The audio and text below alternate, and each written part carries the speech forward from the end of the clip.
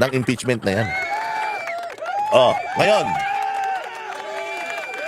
Oh, inaway-away nila sa Supreme Court. Oh, kanino sila lumapit?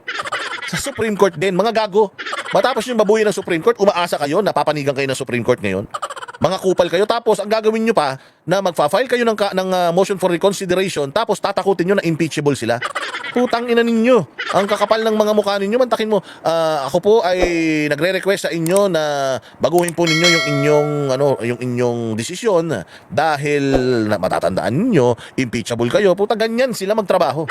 Tatakutin ka, parang kami din mga vlogger. Anong ginagawa nila? Di ba tinatakot nila kami?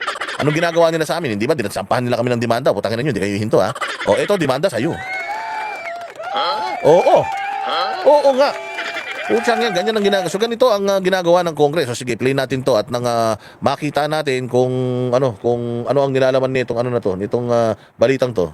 To the Constitution, in defense of institutional balance, and in the name of the Filipino people, the House of Representatives has filed a motion for reconsideration before the Supreme Court.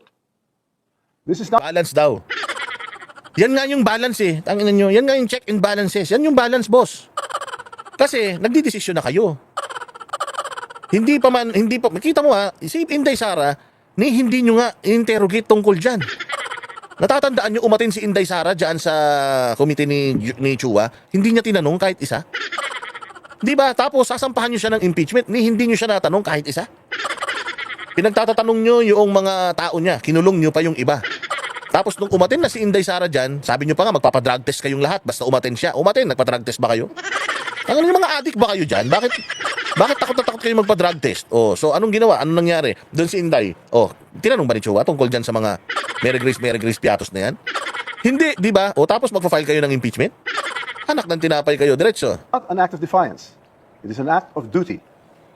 We do not challenge the authority of the court. We seek only to preserve the rightful role of the House, the voice of the people, in the process of accountability. Let us be clear. The Constitution says Tanga ka talaga eh.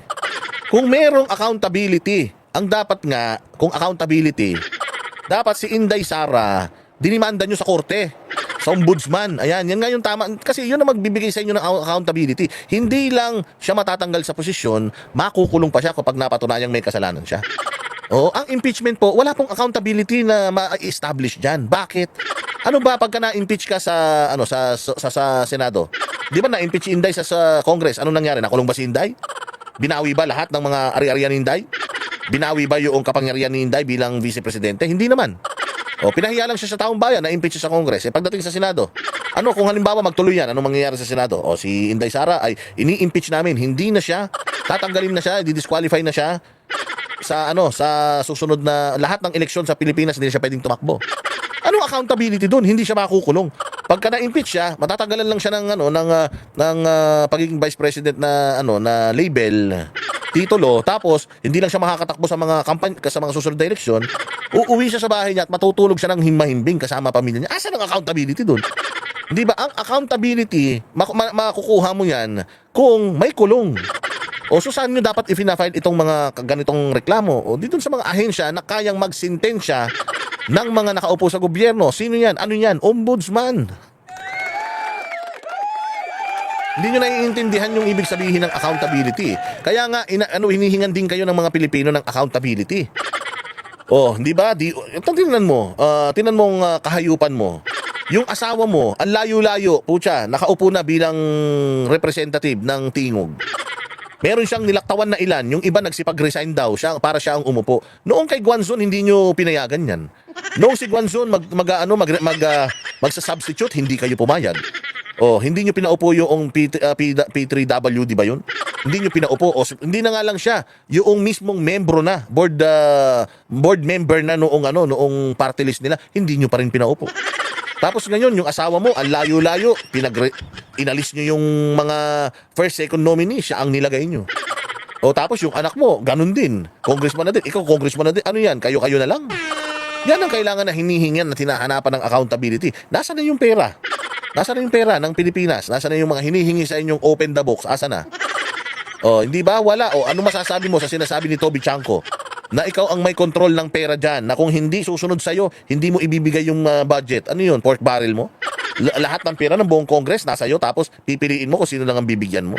Tinanggal na sa kapangyarihan niyo yan noon pa, di ba? Yan nga yung pinaliliwanag ni Greco Belgica. Ina-expose kayo ni Chanco, sitting congressman yun. Bakit hindi niyo yun? At hindi niyo yun i-accountability? Hindi niyo nga dinideny.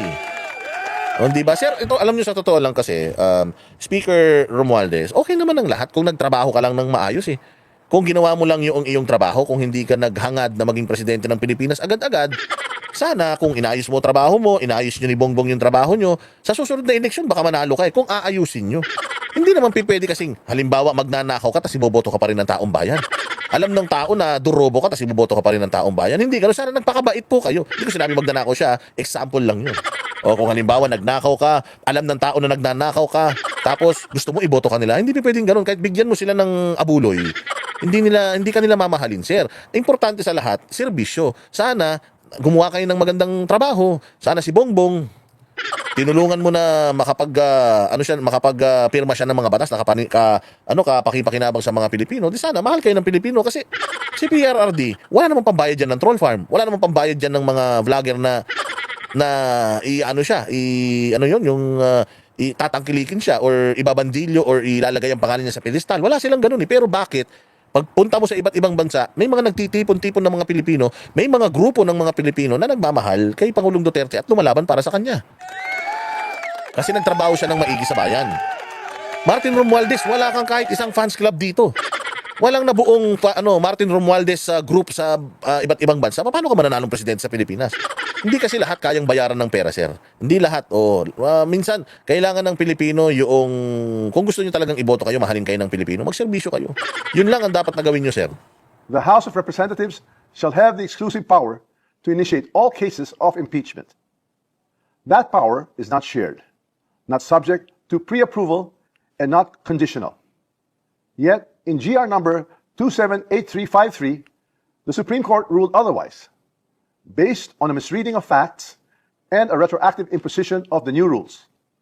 On February... By the way, sir, yung rules kayo gumawa. At walang na-misread yung mga yan. Again, those are judges, those are lawyers, and good lawyers before they became Supreme Court justices. Ikaw din, abogado ka din, alam mo rin naman yan. Na Supreme Court is the final arbiter. Being the final arbiter, ibig sabihin, solong kapangyarihan nila yun. So you should respect that. Ikaw pa naman ay isang abogado. Dapat irespeto mo yun, sir. Wala silang na-mislead. Na-misread, wala silang na-miscalculate. Masusi, ibig sabihin, lahat sila na-misread nila. Lahat ng huwes dyan, ni isa wala. Puro dilawan pa yung mga yung mga huwes dyan. Tapos sasabihin nyo na tuta ng mga Duterte yan. Wala namang ina-appoint na Supreme Court Justice ang presidente, di ba? 2025, the House transmitted the fourth impeachment complaint, filed and signed by 215 members. Fourth impeachment complaint. Fourth. What happened to first, second, third? Hindi ba ganito yan, sir? Natatandaan nyo, di ba, pinagpapaliwanag kayo ng Supreme Court? Anong ginawa nila, Chua? Itinuro nila sa Secretary General. Hindi kayo sumagot sa Supreme Court, tapos ngayon mag-aapi na kayo sa Supreme Court. Kung noon sana, sinagot niyo yun, tapos nagkaroon ng oral argument, di sana, hindi dinesisyonan ng Korte Suprema yan. Hindi dinesisyonan ng Korte Suprema yan, mantakin mo, hindi kayo sumagot sa kanilang panawagan na sumagot kayo. Hindi nagkaroon ng oral argument, ngayon sasabihin nyo, kailangan may oral argument muna bago magdesisyon. Tanga, anong yung oral argument? Hindi nga kayo sumagot unang-una. Sumagot sana kayo, hindi may oral argument. Nalaman sana natin gaano kayo kagaling. To the Senate. Only after this transmittal did we archive the earlier three complaints. The sequence matters. It proves there was only one valid initiation, not four. Ikaw na nga nagsabi, fourth complaint eh. Meron bang fourth complaint na walang tawag dito? Walang mas nauna sa kanya kung pang-apat? Gulo-gulo nyo. Hindi, di ba magulo yun? Sabi niya, the fourth complaint. Kung walang first, second, third, paano magkakaroon ng fourth? Anak ng tinapaya, kayong gumugulo sa isip ng tao simple-simple naman yan, walang Diyo. Even the court's own precedent, Francisco versus House, supports this. Only one impeachment can be initiated, and that initiation begins with a one-third endorsement or a referral. That is exactly what the House did. Question, di ba nag-file si The court also said the Vice President was denied due process. Halimbawa, si Sindenya, di ba, yung Duterte Youth Party List, nagpasa na sila ng impeachment nung nakaraan, hindi nyo pinansin. Di ba nagpasa sila ng impeachment kay BBM, di nyo pinansin? Oh, magpapasa sila ulit, pwede? Magpapasa sila ng 4 na ulit ngayong taon, pwede? Hindi nyo pinansin yung una eh. Oh, so anong ibig sabihin nun? O hindi ba, ang rule nga, pag nagpasa ng impeachment, kailangan na sikasuhin yun. I-deny yun or not. 1 taon na naman bago magkaroon ng pangalawa. Ang ginawa ninyo, 1, 2, 3, asawa ni Marie, araw-gabi, walang panty. Hindi. 1, 2, 3, hindi nyo pinansin. Yung pang-4 yung pinansin nyo. Tapos sasabihin mo, yun, isang beses lang nag-file? Tanga. Meron bang isang beses nag-file na pang-4 yung ginamit nyo? Ano ba naman yan, sir? because she was not furnished a copy or given a chance to respond. But nowhere in the Constitution is that required before transmittal. In fact, in all past impeachments, the trial and the right to be heard. Wala ka na. Wag mo nang sabihin na it's not in the Constitution. Again, sir, it is not you, it is not the President, it is not the Senate who should interpret the law. Only Supreme Court can interpret the law. Pwede kayong gumawa ng batas. Pwede kayong gumawa ng mga implementing rules and regulations. Pwede kayong gumawa ng mga ordinansa. But only the Supreme Court can interpret the law. So, hindi mo trabaho, prerogative na sabihin na ayon sa Constitution, the Constitution is Supreme Court. And Supreme Court ruled already. Ayon sa Supreme Court, palpak. Ayon sa Supreme Court, hindi dapat matuloy. So, yung Supreme Court's will, will be done. Sila ang Diyos ng Konstitusyon. The final arbiter. Ano bang mahirap intindihin doon? The Supreme Court, supreme, supremo, pinakamataas. Although co-equal body nyo, but again, solong kapangyarihan nila yung mag-interpret ng mga batas na ginagawa nyo. At nag-utos na sila, kaya nga may check and balances dyan. Bakit? Ilan sila 15? Di ba? 15 sila, mantakin mo 15, all of them ruled in favor of the scrapping of the articles of impeachment. So what's wrong with that? Better luck next time, sir. Take place in the Senate. To invent new rules now and apply them retroactively is not just unfair, it is constitutionally suspect. Let me say this with candor. A government of laws cannot allow any branch to become the judge of its own accountability. The Supreme Court is a co-equal branch of government. Exactly. The way that the Supreme Court respects your duties, you should also respect theirs. Diba? Respect begets respect. So if you want your decisions to be respected, you should all respect din yung decisions ng mga co-equal. Na nagsabi co-equal, you're not higher than them. It just so happened na yung decision ng Supreme Court hindi pwedeng i-overpower ng Congress. Same goes with yung Supreme Court, may mga trabaho rin kayo dyan na hindi rin nila pwedeng galawin. Hindi nila pwedeng pakialaman. So ganun lang yun. Trabaho nila yan. Di gawin nyo rin yung trabaho nyo. Ginawa nyo naman na yung trabaho nyo. Pinulitikan nyo na si Inday. Yun nga lang, natalo kayo. So yun ang pinakamasaklap sa lahat. Its wisdom is deep, its authority is real. But its members, like the President and the Vice President, are also impeachable officers. When the court lays down rules... So anong ibig mo sabihin? Tinatakot mo sila? Tinatakot mo yung mga justices? Ganyan ba kayo? Kapag hindi nyo nakukuha yung gusto nyo, tatakutin nyo. Hindi nyo nakukuha yung gusto nyo, tatakutin nyo yung mga bumabati ko sa inyo. Ganon. Ganyan ginagawa nyo sa mga vloggers eh. Di ba? Ganyan ginagawa nyo sa mga Duterte eh. Ganyan ginagawa nyo kay Pastor Kibuloy eh. Di ba? Pag hindi umayon sa inyo, anong ginagawa nyo? Hinaharas ninyo, ginigipit nyo. Ginagamit ninyo ang lahat ng kapangyarihan ninyo para hayupin yung taong hindi sumusunod sa inyo. Now, even Supreme Court, tinatakot ninyo.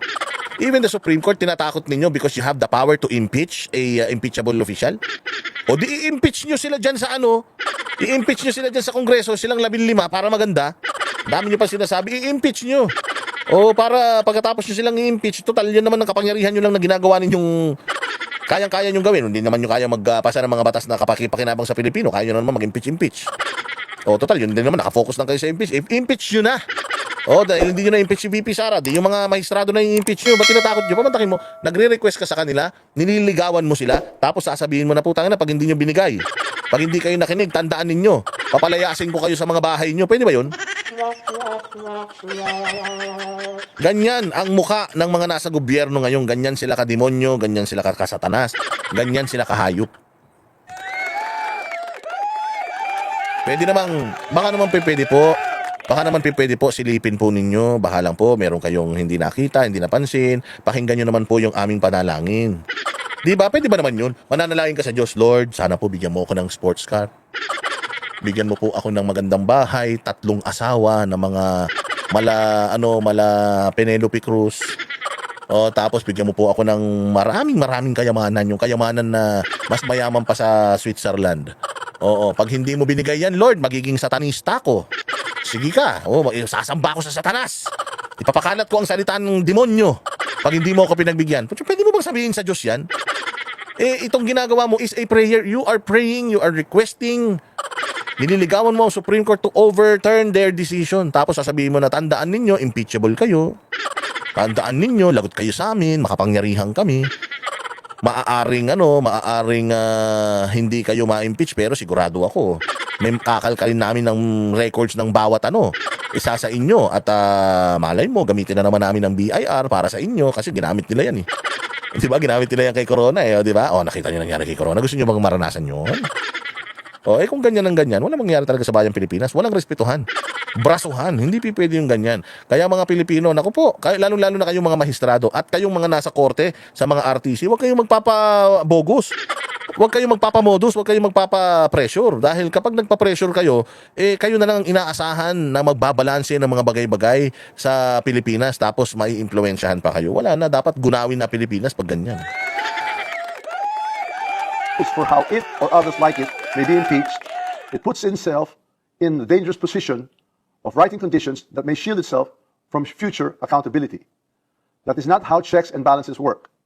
We filed this motion for reconsideration not to provoke, but to protect. Not to assert supremacy, but to restore balances. Anong respect doon? May respect bang tinatakot to sila of impeachment? Na ipinapaalalahanan nyo sila. Indirect na pananakot ito eh. Pero parang inaano mo eh. Sinasabi mo sa kanila na na kailangan nilang i-overturn or pakinggan. Hindi pwedeng ganyan, hindi pwedeng ganito, hindi pwedeng ganyan. Tandaan ninyo, kayo ay impeachable officials. Parang ganun eh. Yari tayo pagka ganyan. Because if impeachments can be blocked by misunderstood facts or rules made after the fact, then accountability is not upheld, it is denied. To dissent is not to defy. To demand accountability is not to destabilize.